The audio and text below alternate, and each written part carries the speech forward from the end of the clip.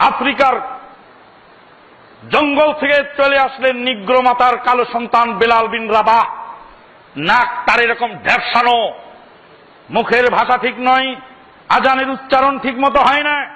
Scene উচ্চারণ করতে গিয়ে শায়েখ আব্দুর রাজ্জাক বিন ইউসুফের মতো সিন বলে ফেলেন। সাহাবায়ে কেরামগণ অভিযোগ দিয়ে বললেন যে আজকে হবে না এটা। যারা ডাক্তার জাকির নায়েকের কোরআন তেলাওয়াত ভুল ধরে যারা বাজার গরম করার চেষ্টা করেন তাদেরকে হাদিস বলে দিচ্ছি। যারা শেখ আব্দুর রাজ্জাক বিন ইউসুফ সাহেব সম্পর্কে কটু মন্তব্য করেন তাদেরকে হাদিস বলছি। নবী মুহাম্মদুর রাসূলুল্লাহ সাল্লাল্লাহু আলাইহি ওয়াসাল্লামের কাছে অভিযোগ আসলো যে এমন এক লোককে মসজিদে নববীর মুয়াজ্জিন বানানো হলো যেই লোক আজানের উচ্চারণ ঠিক মতো করতে পারে না। নবী মুহাম্মদুর রাসূলুল্লাহ সাল্লাল্লাহু আলাইহি ওয়াসাল্লাম বলেন, সিনু বিলালিন সিনুকুম, বেলাল সিন উচ্চারণ করলেই তোমাদের সিন ধরে নিতে হবে, বেলালের সিন তোমাদের সিন। السلام عليكم ورحمة الله وبركاته. الحمد لله والصلاة والسلام على رسول الله. জাল হাদিস একেবারে ফ্যাক্টরি সাপ্লাই। সিনু বিলালিন সিনুকুম, বিলাল রাদিয়াল্লাহু তাআলা আনহুর সিন তোমাদের সিন। জাল হাদিস, হাদিস মাওদু', বানোয়াট।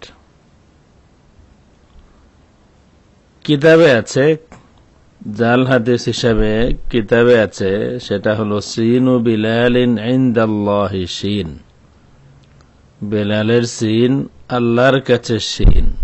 এটা জাল হাদিস বানোয়াট, কিন্তু কিতাবে আছে। জাল হাদিস বানোয়াট কিন্তু একটা কিতাবে আছে। কিন্তু এই যেভাবে বলা হলো সিনু বিলালিন সিনুকুম, বিলালের সিন তোমাদের কাছে সিন, এটা আমার জানা মতে কোনো কিতাবেও নাই। এটা একেবারে ডাইরেক্ট ফ্যাক্টরি সাপ্লাই। এরপরে বিলাল রাদিয়াল্লাহু তাআলা আনহু আফ্রিকার জঙ্গল থেকে এসেছিলেন। কোন জঙ্গল থেকে? জঙ্গল কিন্তু বাংলাদেশেও আছে। জঙ্গল শুধু আফ্রিকাতেই না, জঙ্গল বাংলাদেশেও আছে। বিলাল রাদিয়াল্লাহু তাআলা আনহু আফ্রিকার জঙ্গল থেকে এসেছিলেন। কোন জঙ্গল থেকে তিনি এসেছিলেন? বিলাল রাদিয়াল্লাহু তাআলা আনহুর নাক নিয়ে আইব করা হলো, গীবত করা হলো, এমন কোন বর্ণনা আমরা জানি না। ভাষাটা ইন্না লিল্লাহি ওয়া ইন্না ইলাইহি রাজিউন। বেয়াদবিমূলক ভাষা ব্যবহার না করলে খুতবা হয় না। এই পথে যারা যায় লামাযহাবী পথে, আমরা আগে বলেছি ওই যে মানার একটা কমিটমেন্ট আছে আমাদের, ওই কমিটমেন্ট থেকে যখন মানুষকে মুক্ত করে তারা লামাযহাবী হয়, লামাযহাবী বানায়, তখন আর এই আদব তমিজ এগুলি আর থাকে না। লামাযহাবী বড় হলে বেয়াদব হয়, লামাযহাবী মিম্বরে উঠলে বেয়াদব হয়, লামাযহাবী হাতে লাঠি নিলে বেয়াদব হয়, লামাযহাবী মাইকের সামনে দাঁড়ালে বেয়াদব হয়। সাহাবায়ে কেরাম রিদওয়ানুল্লাহি তাআলা আলাইহিম আজমাইন, তাদের সম্পর্কে কথা বলার সময় আদব রাখতে হয়। আর যদি কোনো আইব থাকে তাইলে সেটাকে গোপন করতে হয়।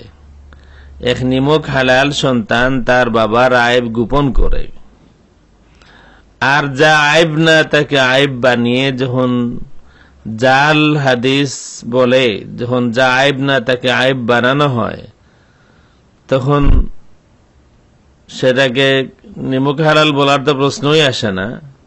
এই কারণে আমি বলি লামাযহাবী মিম্বরে গেলে বেয়াদব হয়।